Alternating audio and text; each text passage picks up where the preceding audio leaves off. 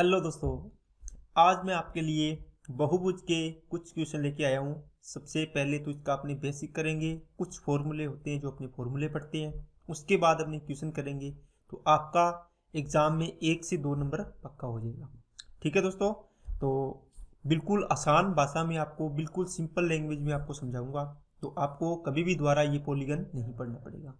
आपके दिमाग में ये है ना, पॉलीगन क्या होता है क्या होता है, ये सारा का सारा वहम खत्म हो जाएगा आज। ठीक है दोस्तों, एक बार क्लास को पूरा देखना, आपको सारी की सारी चीज़ें दिमाग में बैठ जाएगी। ठीक है ना। चलिए अपने क्वेश्चन को स्टार्ट करते हैं। पहले अपने देखते हैं पॉलीगन। पॉलीगन दोस्तों क्या होता है? बहुभुज। देखो बहुभुज का मतलब हो गया, यहाँ जैसे अपने लिखते हैं क्या, त्रिभुज। जैसे मैंने लिखा त्रिभुज, इसको अलग अलग कर दो। भुज का मतलब होता है भुजाएं, त्रि का मतलब हो गया दोस्तों 3, है ना। बहुभुज का मतलब ये देखो, बहु का मतलब इसकी जगह कितने भी आ सकते हैं, 3 आ सकते हैं, 4 आ सकते हैं, 5 आ सकते हैं, है ना। उसके बाद कितनी आ सकती है, तो यहाँ पे एक नॉर्मल लगा दिया, ज़्यादा के लिए अपने बहु लगा देते हैं कि इससे ज़्यादा हो। तो 3 भुजाओं से कम तो कोई बनेगा नहीं। जैसे क्या 2 भुजाओं हो, 2 भुजाएं आपको दे दी, क्या कोई आकृति बंद आकृति बन सकती है क्या? नहीं बन सकती। तो कम से कम 3 भुजाएं चाहिए। देखो 3 भुजाओं से एक बंद आकृति बन जाएगी। तो कितनी भुजाएं हैं? 1 2 और 3, है ना। ठीक है, कम से कम 3 चाहिए। उसके बाद 4 हो, 5 हो, 6 हो, 7 हो, 10 हो, 100 हो, कितनी भी हो, तो आपका वो बहुभुज बन जाता है। ठीक है, त्रिभुज हो गया। फिर चतुर्भुज आएगा। देखो चतुर्भुज, तो देखो भुज का मतलब भुजाएं होगी, चतुर का मतलब क्या हो गया दोस्तों? 4 होगी। पंचभुज हो गया, षष्ठभुज हो गया, अष्टभुज हो गया, 8 भुजाओं वाला, सप्तभुज हो गया, है ना। इस प्रकार आगे बनते जाएंगे। तो अब इनको अपने बहुभुज की अपने पढ़ते हैं फॉर्मूला कि कोई भी आ जाए, कितनी भी भुजाओं का 3 से कम 3 होनी चाहिए। देख लिया ना आपने, तो कम से कम ना आपके पास कितनी भुजाएं होनी चाहिए? 3। ठीक है, चलिए। तो बहुभुज की सभी अंतः कोणों का योग, मतलब एक बहुभुज है उसके सभी अंतः कोणों का योग निकालना हो। जैसे मान लो अपने छोटी आकृति ले लेते हैं त्रिभुज, ये बहुभुज ही है। अब देखो एक कोण हो गया, 2 कोण हो गए, 3 कोण हो गए, इनको ए लिख लो, बी लिख लो और सी लिख लो। अंतः कोणों का मतलब हो गया अंदर वाले कोण। तो अंदर वाले कोण कौन से हो गए? ए प्लस बी प्लस सी, इन तीनों का योग होता है, तो ये समबाहुभुज।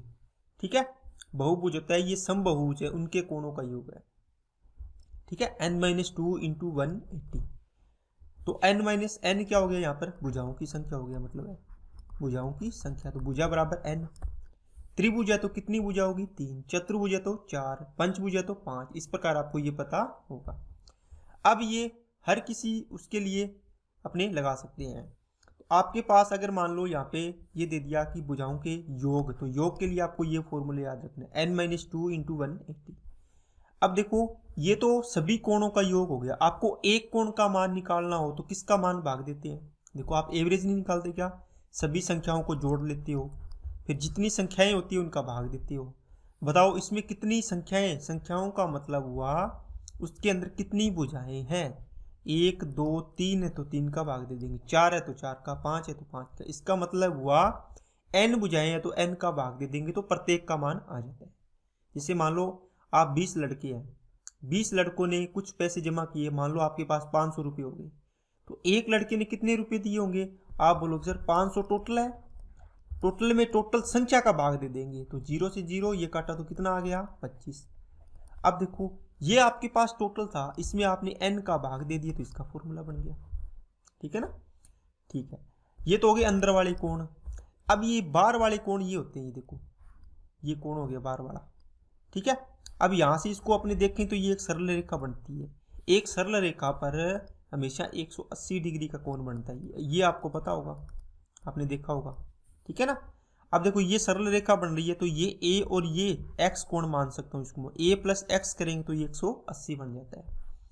इसी प्रकार इसको करेंगे तो b प्लस ये कोण लिखेंगे तो क्या हो जाएगा? y मान लो, तो क्या हो जाएगा? ये देखो ये रेखा बन गई पूरी, 180 हो जाएगा। अगर इसको आगे बढ़ाओगे तो कौन सा बनेगा? b और ये मानना पड़ेगा जब, और ये दोनों कोण आपस में क्या होते हैं? बराबर होते हैं। क्यों? देखो शीर्षाभिमुख कोण होगी ना, 2 क्रॉस रेखाएं काट रही है, तो शीर्षाभिमुख कोण बराबर होते हैं। तो ये चीजें आपको पता होगी। अब आपको बाह्य कोण निकालना हो तो बाह्य कोण का योग होता है सारे बाह्य कोणों का 360 डिग्री।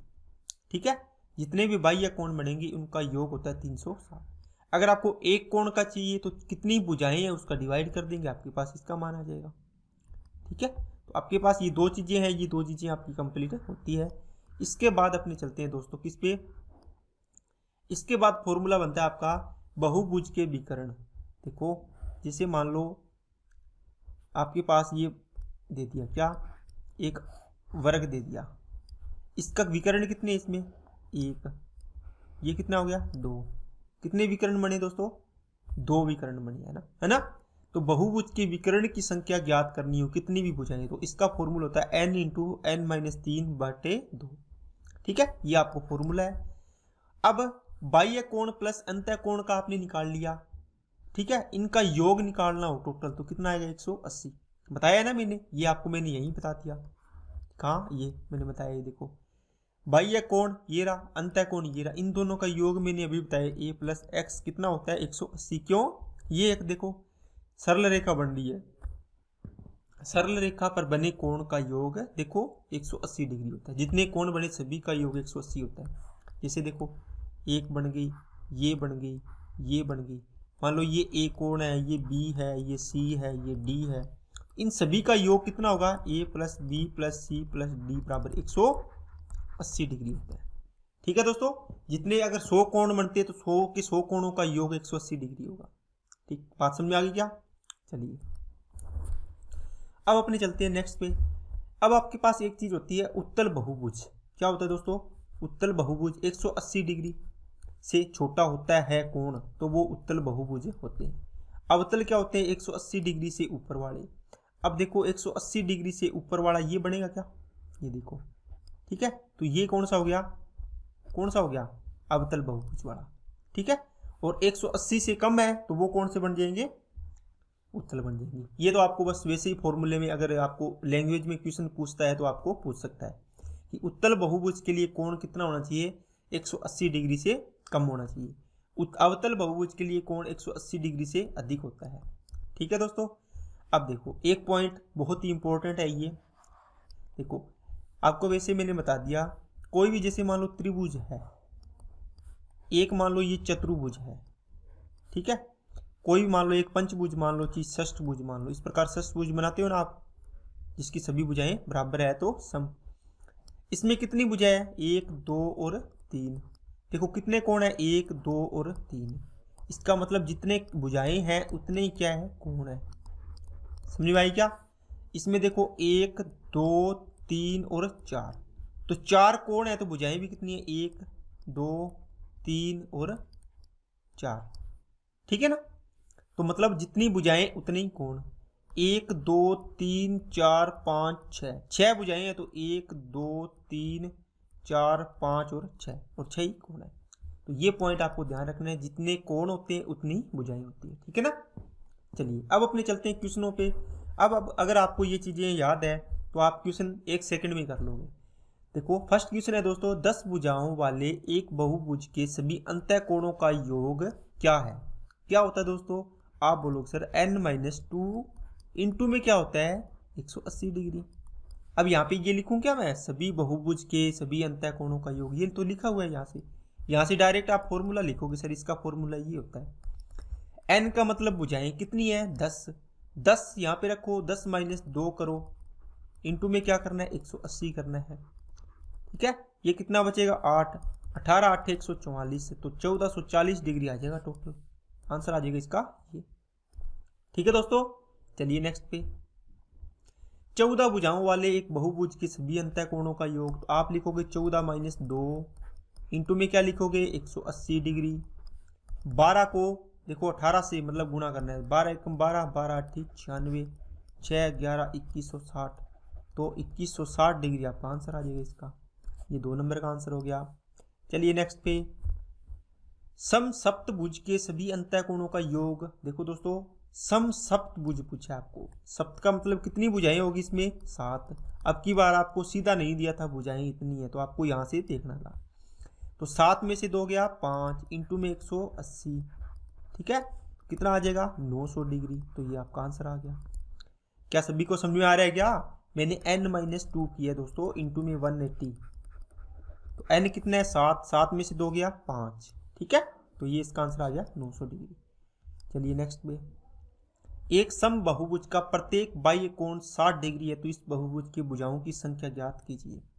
दोस्तों मैंने आपको बताया था बहुभुज के भुजाओं की प्रत्येक कोण आपको बताया था, एक तो बताया था सभी कोणों का योग, तो सारे के सारे कोणों का योग था, और प्रत्येक कोण का योग बताया था। प्रत्येक कोण निकालना आपको, थीटा की वैल्यू, प्रत्येक का मतलब एक कोण, तो आपको बताया था 360 डिग्री बटे n।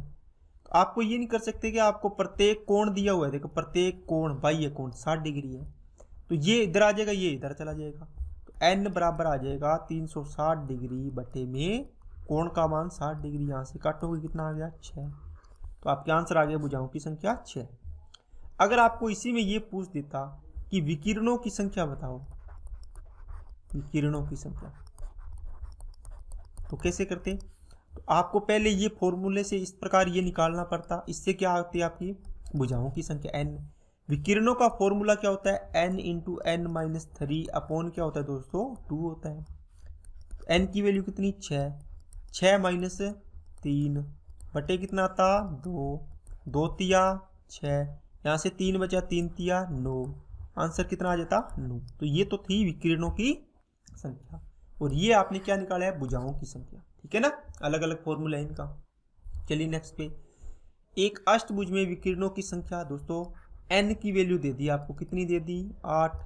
विकिरणों की संख्या ज्ञात करने का फॉर्मूला अभी लिखा है मैंने, n माइनस 3 अपॉन क्या आता है 2, क्या आएगा 8 इंटू में से 8 में से 3 गया 5 बटे क्या आएगा 2, 2 चौके 8, 4 पंजे 20, आंसर आ गया 2 नंबर। बिल्कुल सिंपल है ना। चलिए नेक्स्ट पे, 50 भुजाओं वाले बहुभुज में विकिरणों की संख्या, देखो विकिरणों की संख्या ज्ञात करनी है तो क्या करोगे n माइनस 3 अपॉन 2, क्या आएगा 50 इंटू में 50 में से 3 गया 47 बटे क्या आएगा 2, 2 से काटा 25, 25 को गुणा करो इससे, 25 चौके 100, 1000 हो गए, 25 सात 175, 1000 और 175 1175। तो आंसर कहाँ ये रहा। क्या बात समझ में आई क्या सभी को? ठीक है, तो ये आपके क्वेश्चन थे दोस्तों। अब अगर आपको ये पूछे, देखो मैंने आपको लिखा है सभी कोणों का योग, सभी अंतः कोणों का योग, अंतः कोणों का योग क्या होता है n माइनस 2 इंटू में 180 डिग्री।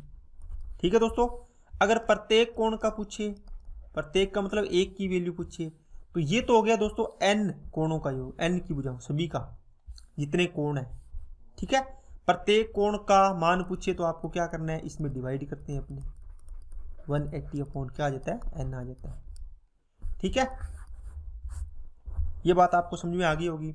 अगर आपको ये दिया हो कि प्रत्येक बाह्य कोण 60 डिग्री है, मान लो प्रत्येक बाह्य कोण क्या है, बाह्य कोण 60 डिग्री है, तो अंतः कोण बताओ, तो क्या आएगा अंतः कोण प्लस बाह्य कोण का योग कितना होता है दोस्तों, आप बोलोगे सर 180 होता है। बाह्य कोण 60 है, इधर जाके माइनस होगा 60, तो कितना बचेगा 120 ना। और वैसे भी आपको पता है, जिसे मान लो ये देखो, ये मान लो त्रिभुज है, इसका ये कोण आपको 60 डिग्री दे दिया, तो क्या ये कोण नहीं पता कर सकते क्या आप बोलोगे सर ये सरल रेखा बनती है, 180 में से 60 ये है, तो ये कितना बचेगा 120।